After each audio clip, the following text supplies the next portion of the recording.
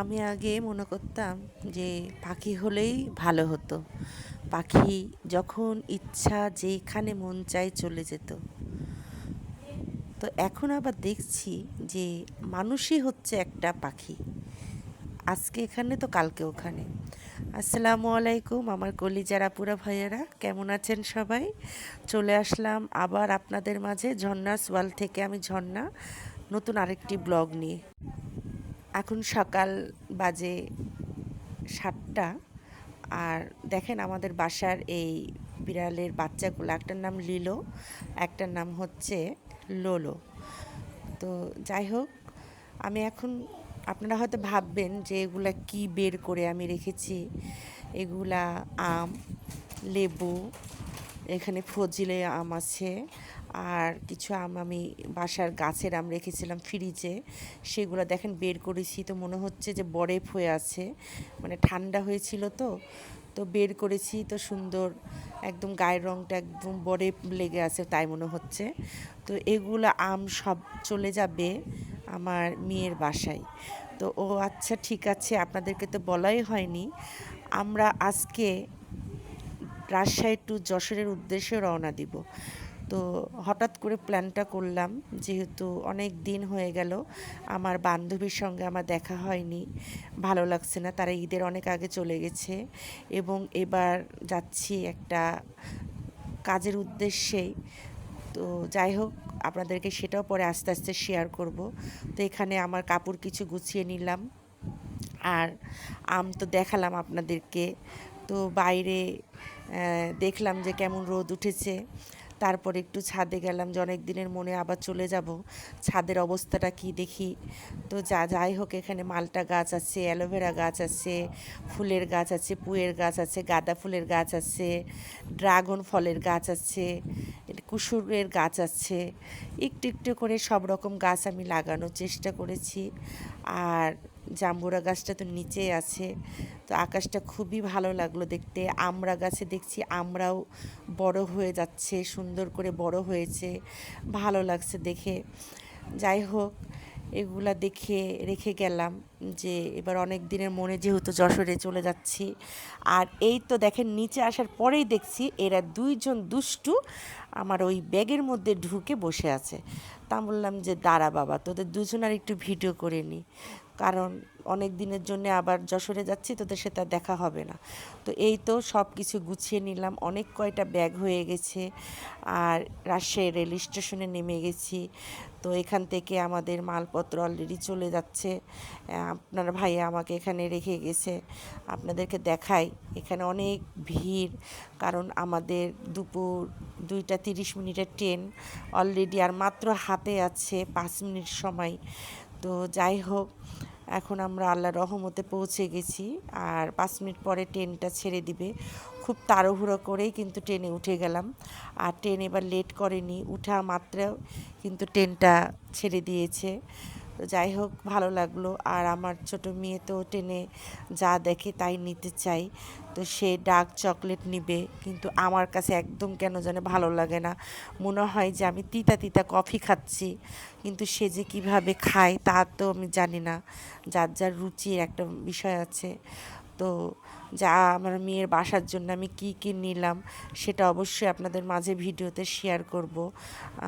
আর আজকে শুধু মনে হয় সম্ভবত যাওয়াটাই আমার ভিডিও করা হবে, তারপরে আমি কন্টিনিউ একটু একটু করে দেখাবো যে কী করছি না করছি।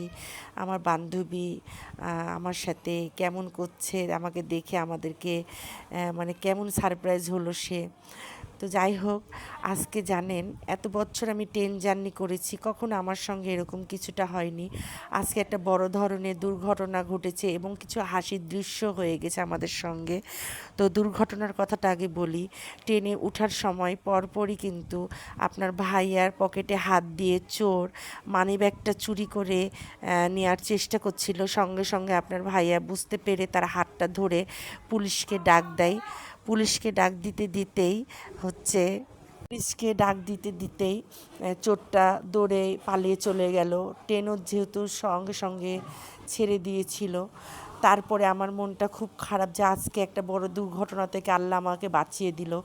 আর এই পাউরুটি দেখে অবশ্যই বুঝে গেছেন যে আমরা কোথায় এসেছি, এখন কোন স্টেশনে আছি। এটা ঈশ্বরদী স্টেশনে আছি, যেখানে একমাত্র এই গরম গরম পাউরুটি পাওয়া যায়। আর এই পাউরুটি গরম গরম খেতেই ভালো লাগে। আপনার ভাইয়া এখান থেকে 5টা পাউরুটি নিল, সে সঙ্গে সঙ্গে একটা খেয়ে নিল। আর 4টা মেয়ের জন্য বাসায় নিয়ে যাব, ওরা একটু স্যান্ডউইচ বানিয়ে খাবে। আর এখানে কিন্তু পাউরুটিগুলা মানে গরম ছিল এবং টাটকা টাটকা খেতেই ভালো লাগে। তো পাশে আমার যারা বসেছিল ওনারাও আবার পাউরুটি নিল। তো যাই হোক, ভালোভাবেই যাচ্ছিলাম। যাওয়ার পরেই এটা সেটা নিচ্ছি। আর এই যে লটকন দেখতে পাচ্ছেন, আমার ছোট মেয়ে প্রচুর প্রচুর পরিমাণে এই লটকন ফলটা পছন্দ করে এবং খায়। আর আমিও এই লটকন ফলটা ওর সঙ্গে সঙ্গে আমারও খেতে ভালো লাগে, আমিও খাই। তো যাই হোক, এখানে যেটুকু লটকন আমরা কিনেছিলাম টেনেই খেয়ে শেষ করে দিয়েছি। আর এটা হচ্ছে আর একটা নদী, অনেক পানি, পাশে আর একটা ব্রিজ। এটা কিন্তু ঈশ্বরদী পার হওয়ার পরে কিন্তু এই নদীটা পড়ে। তো যাই হোক, এর পরেই কিন্তু একটা ট্রেনের মধ্যে একটা হাস্যোজ্জ্বল দৃশ্য আপনারা দেখতে পাবেন। সেখানে আমি ভয়েস দিব না, সেখানে আপনারাই দেখতে পাবেন যে কি হয়েছে। একটা হয়তো বা মানে হাসিও লাগে, কষ্টও লাগে যে একটা ভালো সুস্থ মানুষ কখনো এরকম ব্যবহার আচরণ করতে পারে না। যেহেতু আমরা কখনো তো মানুষের সামনে এইভাবে নিজেকে প্রেজেন্ট করতে পারবো না, সেই মানুষটা একটু অসুস্থ বলেই কিন্তু এইভাবে কাণ্ড কারখানাগুলো করছে। আর মজাও, আমাদের ওর কথা শুনে একটু হাসিও পাচ্ছিল, আবার একদিক দিয়ে মনে হচ্ছিল যে কেন আমি ওর কাছে হাসি দিচ্ছি ওর এগুলো দেখে। এটা তো আল্লাহ আমাদেরকে মানে আল্লাহর কাছে খারাপ হয়ে যাব, যে আল্লাহরই তো।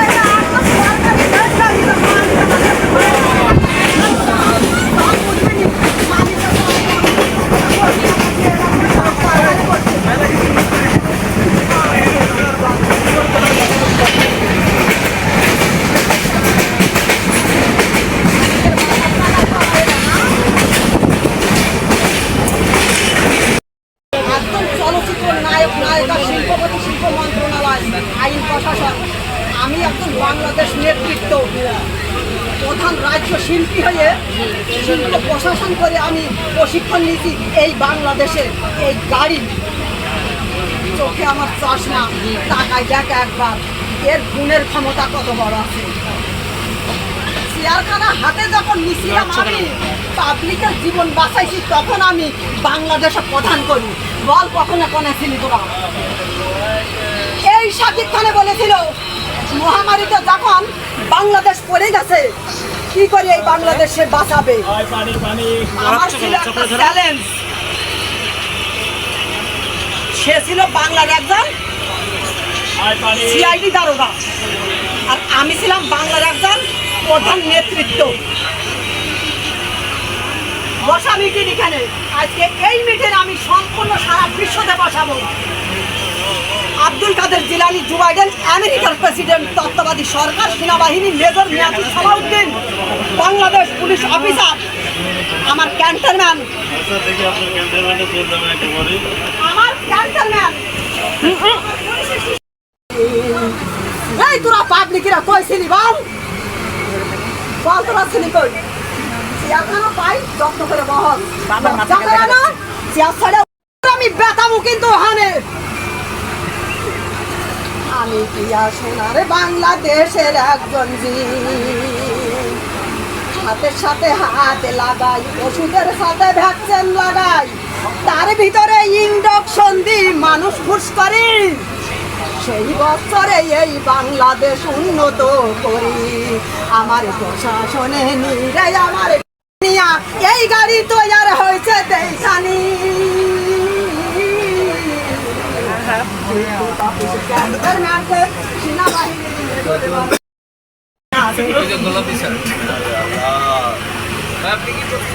নামাজ পইরা রোজা থাকে স্টাইলে টকটে মারে চোখে চশমা দিয়া তারা হাতে হ্যান্ডসাপ করে পিয়াই জানে সব খবর ইঞ্জিল রেকর্ড রাখে পিয়ার হাতে ইঞ্জিলও রেকর্ড থাকে পুলিশে ডাক দিয়া বলে তুইলা দে এখন তারে চিয়ারও থেকে বাপ দাদার চেয়ার পাইছো তারা শেখ হাসিনা খালদা জিয়া লড়াই হয়েছিল বাংলাদেশে মনে আছে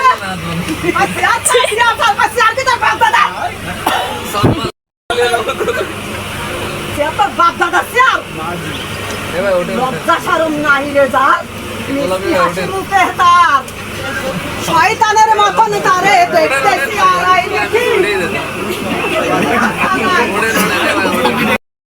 একজন চলচ্চিত্র নায়ক নায়িকা শিল্পপতি শিল্প মন্ত্রণালয় আইন প্রশাসন আমি একজন বাংলাদেশ নেতৃত্ব প্রধান রাজ্য শিল্পী হয়ে শিল্প প্রশাসন করে আমি প্রশিক্ষণ নিয়েছি এই বাংলাদেশে এই গাড়ি চোখে আমার চশমা টাকায় দেখা একবার এর গুণের ক্ষমতা কত বড় আছে চেয়ারখানা হাতে যখন নিছিলাম আমি পাবলিকের জীবন বাঁচাইছি তখন আমি বাংলাদেশে প্রধান করি বল কখনো কোনে ছিলি তোরা এই শাকিব খানে বলেছিল মহামারীতে যখন বাংলাদেশ পড়ে গেছে কি করে এই বাংলাদেশে বাঁচাবে আমার ছিল একটা চ্যালেঞ্জ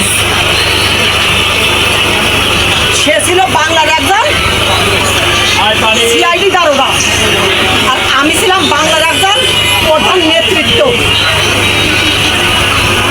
বসা মিটিং এখানে আজকে এই মিটিং আমি সম্পূর্ণ সারা বিশ্বতে বসাবো আব্দুল কাদের জিলানী জো বাইডেন আমেরিকার প্রেসিডেন্ট তত্ত্বাবধায়ক সরকার সেনাবাহিনী major Miadul Salauddin Bangladesh police officer আমার ক্যান্টনম্যান আমার ক্যান্টনম্যান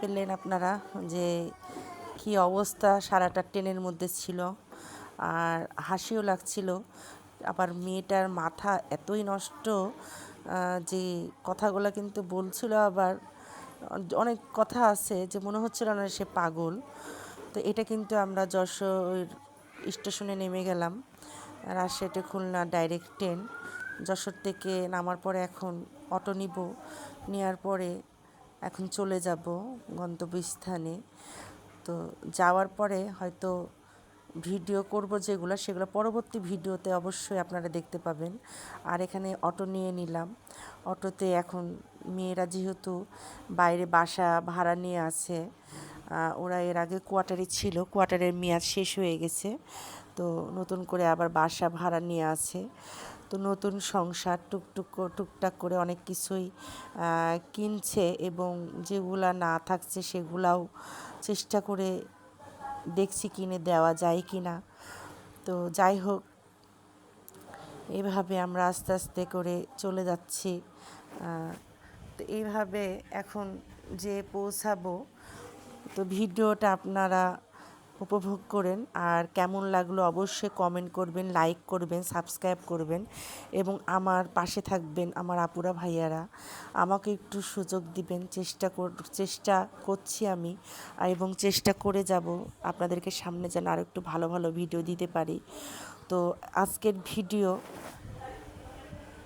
এই পর্যন্ত তো যাওয়ার পরে কি হচ্ছে সেগুলো আপনারা অবশ্যই দেখুন আর এখানে একটু বান্ধবীর জন্য আইসক্রিম নিয়ে নিলাম সে কোন আইসক্রিম বা এমনি আইসক্রিমকে আইস বলে খেতে চাই তো নিলাম।